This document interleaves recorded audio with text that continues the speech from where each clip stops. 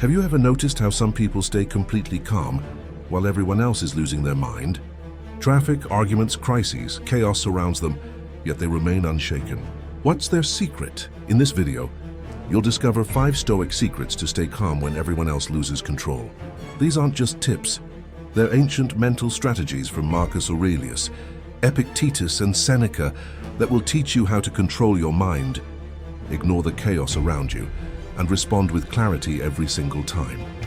By the end of this video, you'll know how to stay unshakable, no matter how crazy the world gets. Let's begin. Number 1. Control your first reaction. Each and every act of chaos starts with a reaction that is not under control. Instantaneously, your feelings become more intense as a result of someone insulting you, your employer criticizing you, or traffic slowing down. The Stoic philosopher Epictetus, on the other hand, conveyed the message that what matters is not what happens to you, but how you react to it. The only thing that differentiates calm people from those who lose control is this one reality. At the very least, for a few seconds, you should refrain from doing anything when you sense rage or annoyance growing.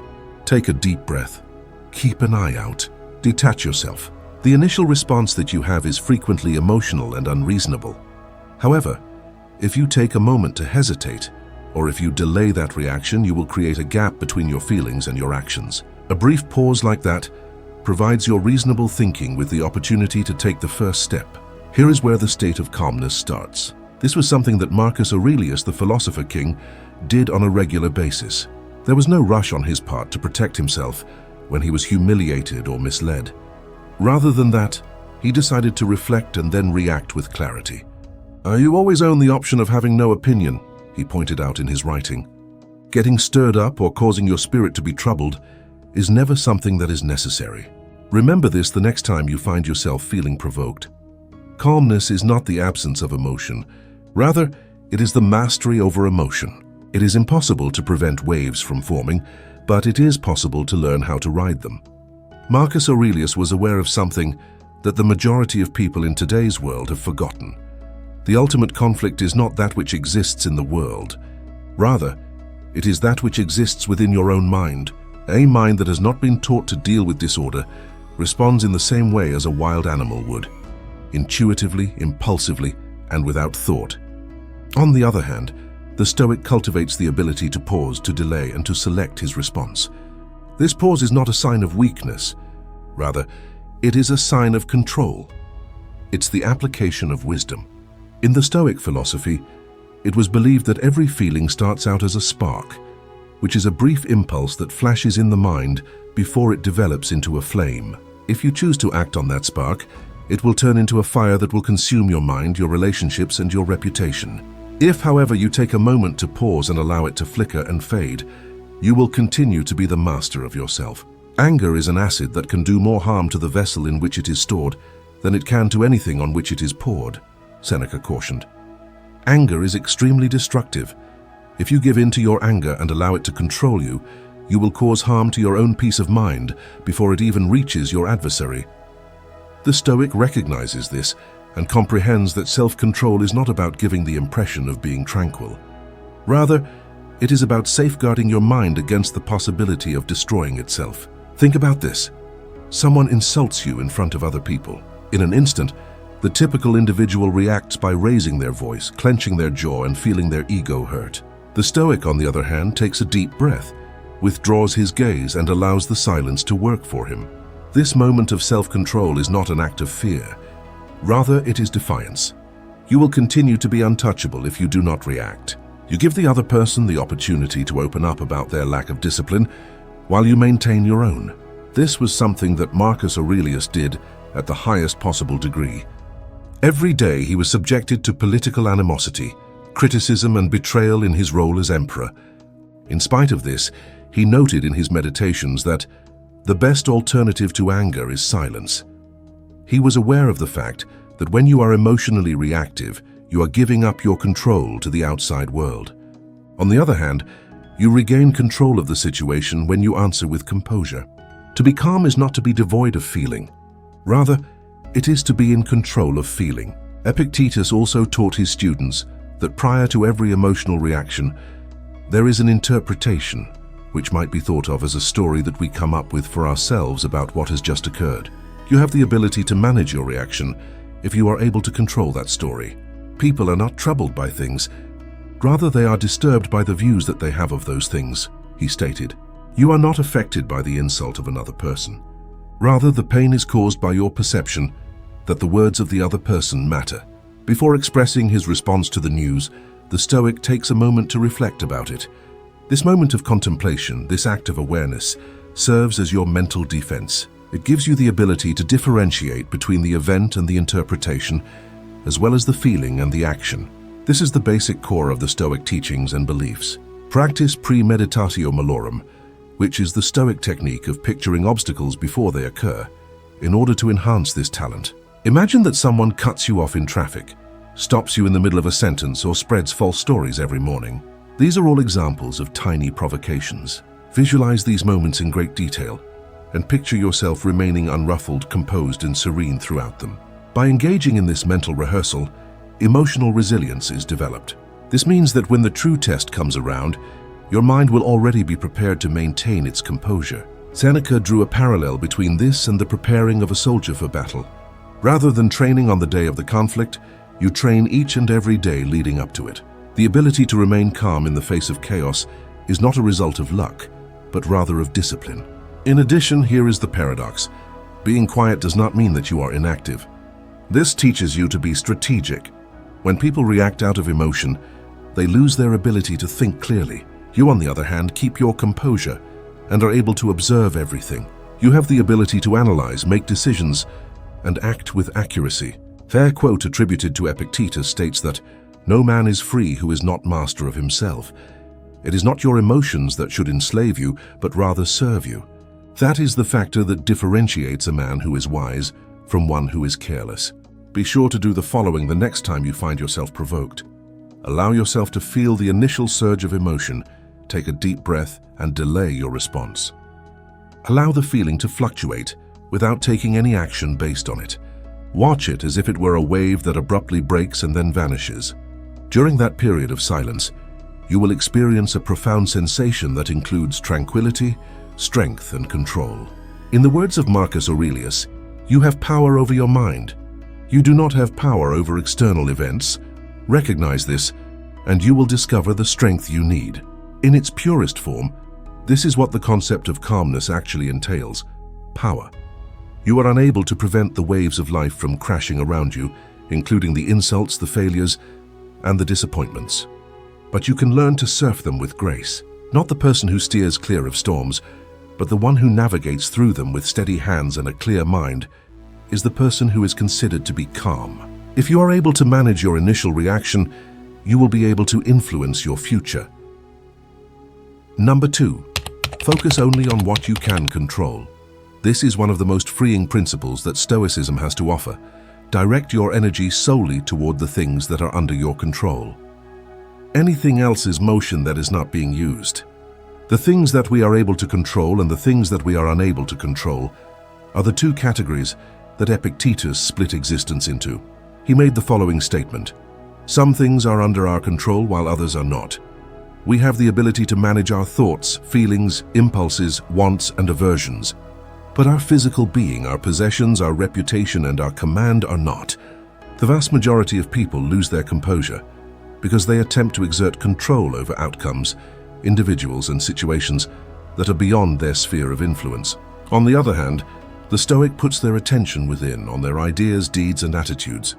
During his reign, Marcus Aurelius was tormented by betrayals, conflicts, and even a pandemic that claimed the lives of millions of people. He wrote, "You have power over your mind. It is not the events that occur outside of you.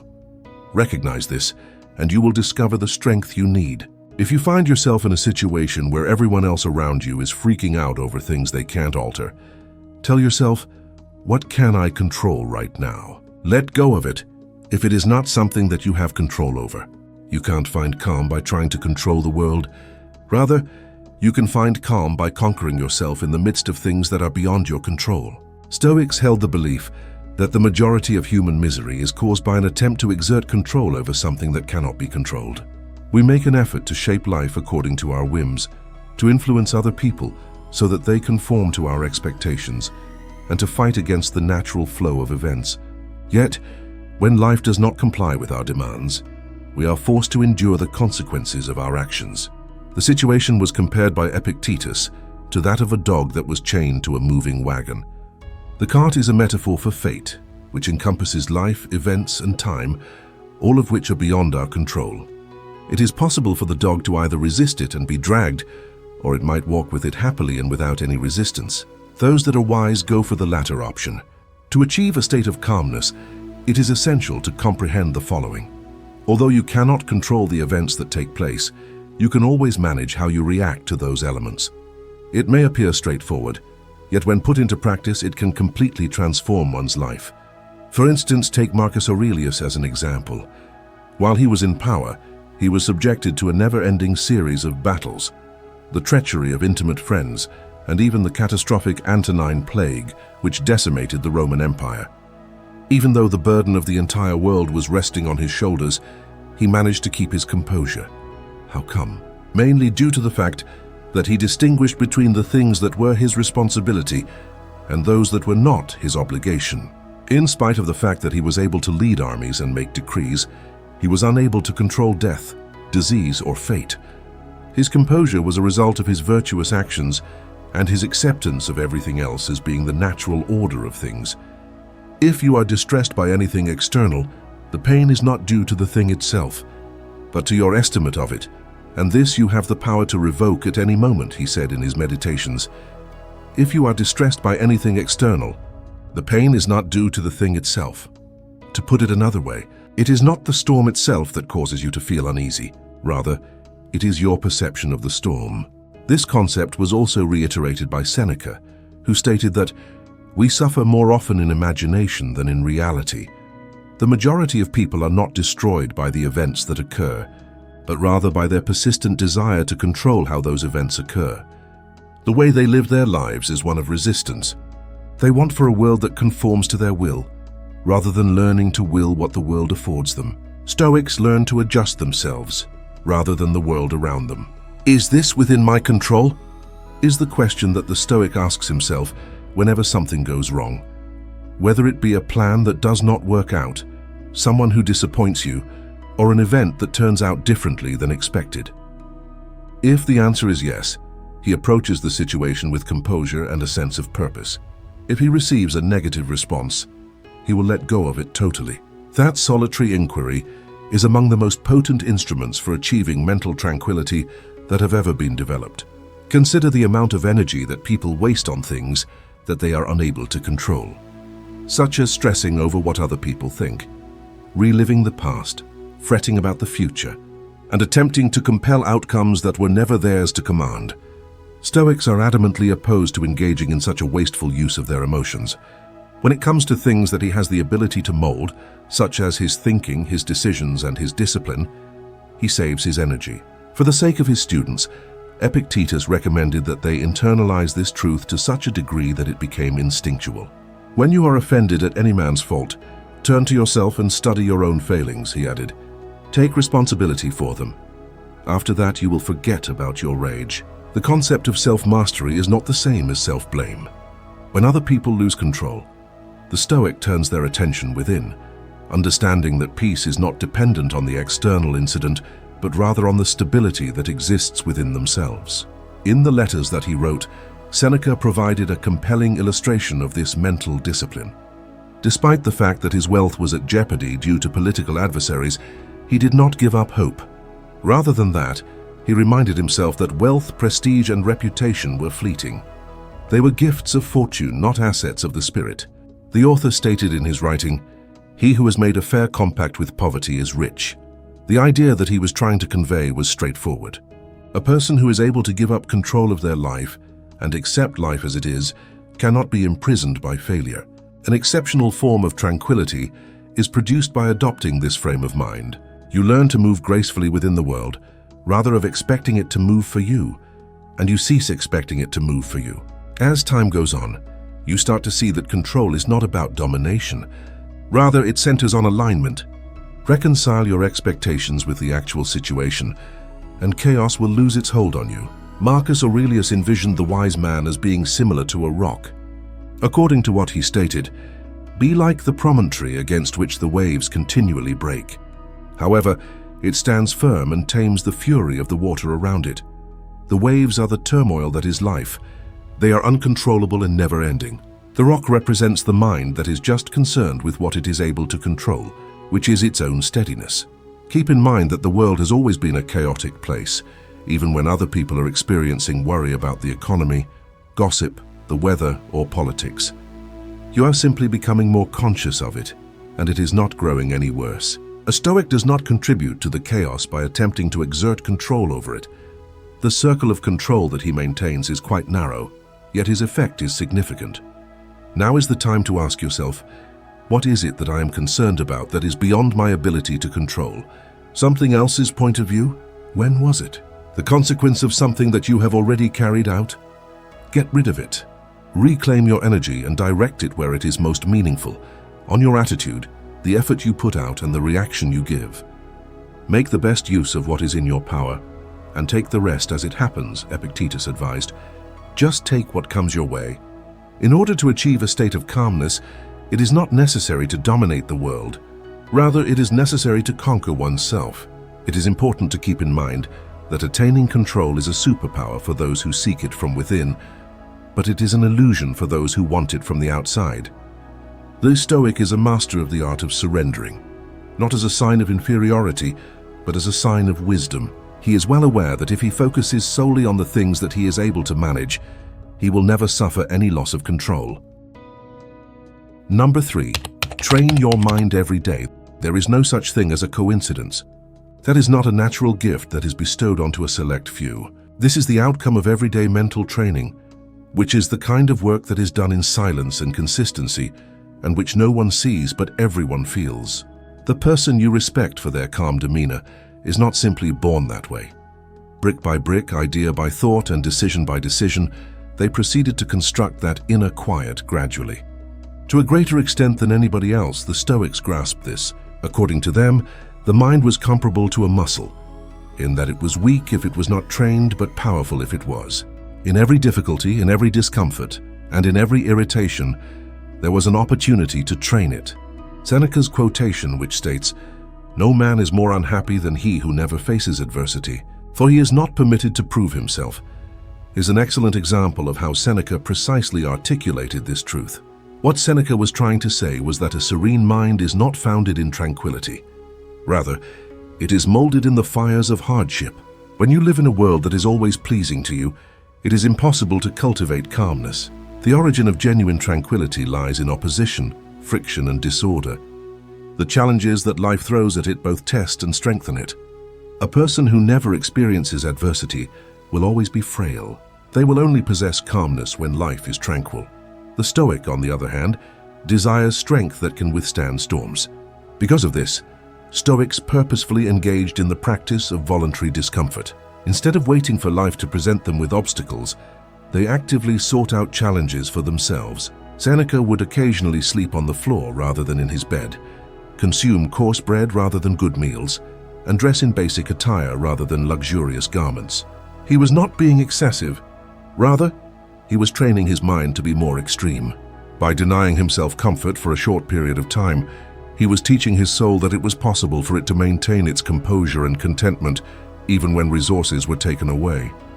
This was not a practice that was exclusive to Seneca. As a slave who was born into slavery, Epictetus endured hardships and suffering that the majority of people are unable to fathom. Still, he demonstrated to others that the mind may be liberated even while it is subjected to persecution. It was a famous quote of his that said, "It is not what happens to you that matters. What matters is how you react to it." This was not irrational advice. Rather, it was the truth as it was lived. Epictetus was unable to impose any control on his surroundings. However, he was able to master his responses. His tranquility was not a result of being comfortable. Rather, it was the result of training his perception to stay unaffected by turmoil. He was also a pupil of this mental training, and his name was Marcus Aurelius. In his role as emperor, he was subjected to treachery, war, starvation, and pestilence. Despite the fact that he commanded an empire that was under constant threat, His writings show a guy who was astonishingly tranquil. How come? Due to the fact that he engaged in everyday reflection. While he was meditating, he repeatedly reminded himself, "You have control over your mind." It is not up to external circumstances to determine your thoughts. Recognize this, and you will discover the strength you need. Marcus viewed each day as an opportunity to challenge his mind. He would get himself ready in the morning by preparing himself for the fact that people would be self-centered, furious, ungrateful, and dishonest. Yet he would choose to be faithful and compassionate. At the end of the day, he would examine his behavior, analyzing where he had behaved correctly, where he had lost his calm, and what he could do differently the next day. This continuous mental examination was not a form of punishment. Rather, it was a form of refinement. It gradually shaped a mind that was characterized by an amazing tranquility. Premeditatio malorum, widely known as the premeditation of evils, was another method used by the Stoics. It is possible to say that this method is just as effective today as it was 2,000 years ago. Imagine everything that could go wrong this morning, including being rejected, losing something, being insulted, being inconvenienced, and failing. Imagine it in great detail. To not instill fear in yourself, but rather to get yourself ready. Through the process of practicing these challenges in advance, you eliminate the ability for them to shock you. At the moment that they arrive, as they always do, your thinking is prepared and your emotions remain unshaken. The following is a clear description of this phenomenon provided by Seneca. He robs present ills of their power who has perceived their coming beforehand. To put it another way, when you anticipate an adversity, it is unable to command you. The majority of individuals experience fear because they anticipate it, and they are devastated when it is taken away from them. Stoicism is characterized by a calm and collected response to adversity. It is not necessary to establish a monastery or a mountain retreat in order to develop your mind in this manner. You are able to begin even right now, in the mundane mess that is your everyday life. Instead of cursing the delay, make the most of it by learning to be patient while you are stopped in traffic. Do not respond defensively when someone criticizes you. Instead, work on maintaining your composure. When your ideas fail, don't let things get out of hand. Instead, practice adapting. There is mental weightlifting involved in every minor test. Each and every annoyance serves as your training ground. Moments in which you could complain but choose not to do so are used to build calmness. When you are on the verge of exploding, yet choose to remain silent, you could give up, but you should preserve your composure. These are the inconspicuous, unobtrusive, and potent exercises that you should be doing. According to a quote attributed to Epictetus, progress is not achieved by luck or accident, but by working on yourself throughout the day. Each day, you should focus on improving yourself. This is the essence of Stoic training. Every morning, I should ask myself, what kind of person am I going to be today? At the end of each day, I should ask myself, where did I lose my composure and how can I improve tomorrow? In the event that you are able to incorporate this mental training into your daily routine, you will arrive at a state of tranquility that is unshakable. There will still be chaos, but it will not be able to find a place to land within you. Number 4. Detach from other people's emotions. If you want to be calm, you must not only learn to control your own mind, but you must also learn to protect it from the storms that others bring. The majority of people are unable to maintain their composure because they tend to take on the feelings of others as if they were their own. Because of this, the rage of a co-worker becomes your own anger, the panic of a buddy becomes your own panic, and the criticism of a stranger becomes your uneasiness. It is necessary to have emotional independence, according to the Stoic philosophy, which teaches that you are responsible for your own thinking, but not for the emotions or actions of other people. Numerous times, Marcus Aurelius pondered the aforementioned principle. The following is an excerpt from a piece that he wrote: "When others blame you or hate you, or when people voice similar criticisms, go to their souls. You will realize that there is no need to be racked with anxiety." And what I'm trying to say is that their chaos belongs to them, not to you. You are free to witness it and even react to it if it is required of you, but you are not required to internalize it. You might think of your mind as a stronghold. The walls represent your boundaries, and your composure serves as the guardian of the entrance.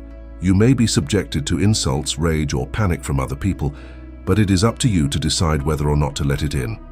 All of the reactions that you take in will weaken your mental barriers, while every reaction that you resist will reinforce them. The following is an additional explanation that Seneca provided. He who is calm within himself is not easily disturbed by the storms of others. This does not mean that you become irritable or uninterested in events. It is not the absence of care that constitutes detachment. Rather, it is smart care. You are able to take action, offer assistance or respond, but you must do so without allowing their emotional turmoil to control your state of mind. Observation is another requirement for detachment. Observe how people respond to different environments. You should be aware of the instances in which their feelings of anger, anxiety, or envy are not a reflection of you, but rather of their own inner struggle. You are able to stop taking things personally after you have witnessed it plainly. Even if their storm is raging, you will not be taken by surprise. This is a great strategy that Epictetus taught his students. According to what he said, make it your mission to be indifferent to everything that is not under your control. Your ability to influence the feelings, words, or judgments of other people is completely out of your control. You will no longer be drawn into unwarranted confrontations, tension, and drama after you have come to terms with this notion. Pause the next time someone attempts to provoke you. This is a practical approach to learn detachment, and it's something you should do. Continue to observe their energy without quickly reacting to it. First, take a few deep breaths, then clear some space in your mind, and then decide if you will answer calmly or not at all. Repeating this action over and over again will educate your mind to remain unshaken, regardless of how chaotic the surrounding environment may be. Detachment does not separate you from relationships or duty, which is another important factor to keep in mind. Simply put, it relieves you of an emotional burden that is not essential. You are able to maintain your inner serenity while simultaneously demonstrating compassion and engagement. According to what Marcus Aurelius had written, choose not to be harmed and you will not feel harmed. Don't give the impression that the loss is yours to bear. Once you have mastered this exercise, your ability to remain calm will become unbeatable. There is no one who can throw you off balance, not even an irate co-worker, an upset buddy, or a hectic setting. Your mental condition transforms into a safe haven, and your emotional state becomes a stronghold. Even though other people may attempt to unsettle you, a Stoic understands that the true source of power is not in dominating other people, but rather in controlling himself. Freedom comes from detachment. Power comes from detachment. Achieving detachment is mastering the art of being unmoved, even as the world around you goes insane. Number 5. Accept whatever happens. The Stoic discipline of acceptance is possibly the most difficult of all Stoic practices because it requires you to confront reality in its current state, without making any complaints, putting up any fight, or denying anything. It is not because life is intrinsically chaotic that most individuals lose their composure. Rather, it is because they actively work to maintain it. They wish for life to be able to fulfill their expectations and to be able to accommodate their wishes. The reality, however, is uninterested. Do not seek for everything to happen as you wish it would, but rather wish that everything happens as it actually will. Then your life will flow well, Epictetus advised. This will ensure that your life is moving in the right direction. This is not a resignation that just happens. Active alignment is the essence of genuine Stoic acceptance. It is acknowledging that you are unable to alter the course of events, but you are able to alter your perspective. You can respond to challenges with knowledge rather than frustration if you choose to do so.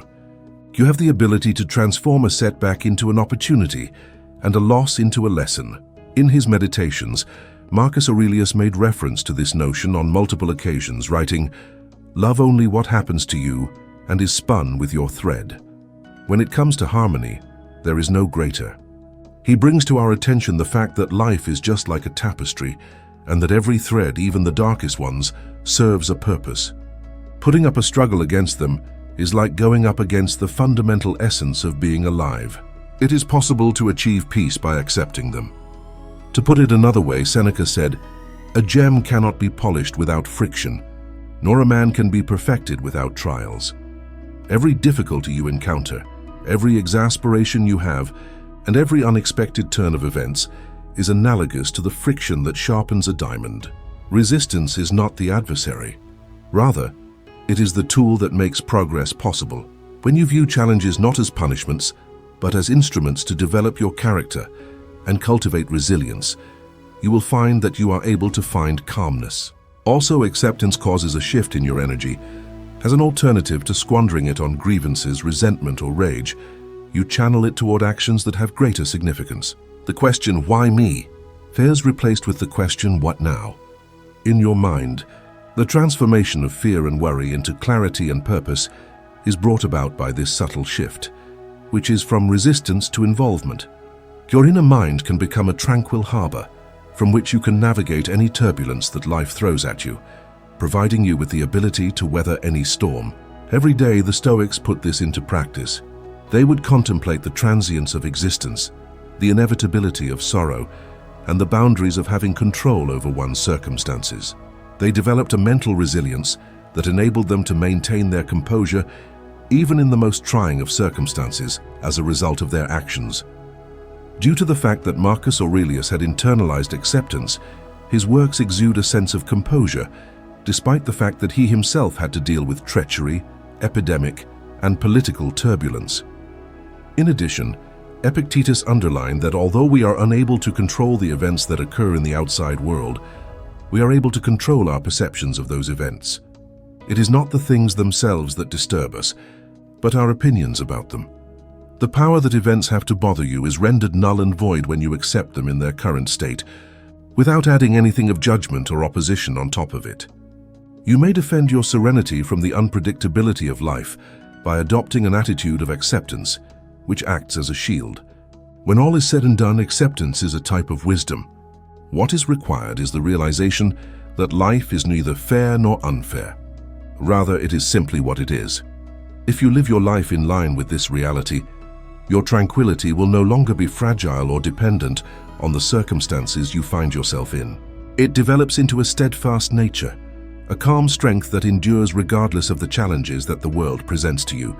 This means that you should take a moment to halt the next time life throws a wrench into your plans, when someone breaches your trust, or when unexpected challenges arise. Take a deep breath. Keep an eye out, accept it. Align your thoughts with the world around you, and then proceed to act with clarity and purpose. In order to achieve unwavering tranquility, this is the Stoic path. Being accepting does not mean giving up. Yes, it is power. It entails liberty. The mastery of one's thoughts is the key to achieving mastery over real life. The most powerful person in the room is the one who maintains the most composure. While others allow themselves to be carried away by their feelings, you, the Stoic, maintain your composure. Take control of your initial response. Pay attention to the things that you have influence over. Do mental exercises on a daily basis. Detach yourself from the feelings of other people and accept whatever the outcome may be. This collection of 5 Stoic secrets is not merely a collection of ancient beliefs. Rather, it is a guidance for the contemporary world. When confronted with a disagreement, a delay, or a disappointment, you have the option of either losing control of the situation like everyone else or rising above it. According to a quote attributed to Marcus Aurelius, if you are distressed by anything external, the pain is not due to the thing itself, but to your estimate of it, and this you have the power to revoke at any moment. Knowing that serenity is not something that is bestowed upon you by the world, but rather something that you make for yourself, is the core of peacefulness. Then, keep your cool. Maintain a state of awareness. Also, keep in mind that the very thing that gives you the ability to be powerful is your ability to remain calm in the face of chaos.